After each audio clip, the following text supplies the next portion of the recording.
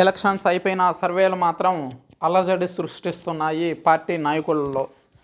రీసెంట్గా తెలుగుదేశం చేసిన అంతర్గత సర్వేలో వైఎస్ఆర్సీపీ పార్టీకి ఎన్ని సీట్లు వస్తాయో తేల్చి చెప్పిన బోండా ఉమ. ఏపీలో ఎన్నికల ఘట్టం ముగిసింది. మొత్తం 175 అసెంబ్లీ, 25 లోక్సభ నియోజకవర్గాలకు ఈ నెల 13న పోలింగ్ ముగిసింది. ప్రస్తుతం అందరి దృష్టి ఓట్ల లెక్కింపు జరిగే జూన్ 4వ తేదీపై నిలిచింది. ఈ ఎన్నికల్లో ఎవరు అధికారంలోకి వస్తారనేది ఉత్కంఠను రేకెత్తిస్తుంది. ఈ ఎన్నికల్లో తామే అధికారంలోకి వస్తామంటూ ముఖ్యమంత్రి వైఎస్ జగన్మోహన్ రెడ్డి ఆత్మవిశ్వాసంతో ఉన్నారు. తన లండన్ టూర్ భాగంలో ఐపాక్ టీంకి ఇచ్చిన పార్టీలో కూడా జగన్మోహన్ రెడ్డి ఇదే స్పష్టం చేశారు. ప్రశాంత్ కిషోర్ అంచనాలు తలకిందులు కాబోతున్నాయని, ప్రశాంత్ కిషోర్ ప్రతిపక్షాలతో చేతులు కలిపాడని, దేశం మొత్తం నివ్వెరపోయే ఫలితాలు మన పార్టీ కైవసం చేసుకోబోతుందని జగన్మోహన్ రెడ్డి పునరుద్ఘాటించారు. 151 అసెంబ్లీ స్థానాలు, 22 లోక్సభ నియోజకవర్గాలు పైచిలుకే మన పార్టీ కైవసం చేసుకోబోతుందని జగన్మోహన్ రెడ్డి వెల్లడించారు. అటు మంత్రులు, వైఎస్ఆర్సీపీ నాయకుల్లో కూడా ఇదే ధీమా వ్యక్తమవుతుంది.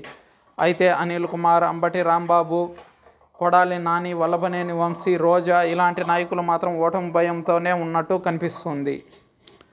ఈ క్రమంలో వైఎస్ జగన్ ముఖ్యమంత్రిగా రెండోసారి ప్రమాణ స్వీకారం తేదీని కూడా ఖరారు చేశారని మాజీ మంత్రి బొత్స సత్యనారాయణ తెలిపారు. సాగర తీరాన విశాఖపట్నంలో జూన్ 9వ తారీఖున అంగరంగ వైభవంగా ప్రమాణ స్వీకారం చేస్తారని వెల్లడించారు. ఫలితాలు వెల్లడైన వెంటనే దీనికి సంబంధించిన ఏర్పాట్లు పూర్తి చేస్తామని అన్నారు. దీనిపై తెలుగుదేశం పార్టీ సీనియర్ నాయకుడు, విజయవాడ సెంట్రల్ అభ్యర్థి బోండా ఉమామహేశ్వరరావు విమర్శలు గుప్పించారు. వైఎస్ జగన్ కానీ, మంత్రి బొత్స కానీ తాము గెలుస్తామంటూ ధీమా వ్యక్తం చేస్తున్నారని, ఓడిపోతే ఏం చేస్తారో కూడా తెలియజేయాలని డిమాండ్ చేశారు. ఓడిపోతే వైఎస్ఆర్సీపీని మూసివేస్తామంటూ ప్రకటించాలని సవాల్ విసిరారు. ఈ ఎన్నికల్లో వైఎస్ఆర్సీపీకి పట్టుమని 10 సీట్లు కూడా రావని, సింగిల్ డిజిట్కే పరిమితమవుతుందని బోండా ఉమ జోస్యం చెప్పారు.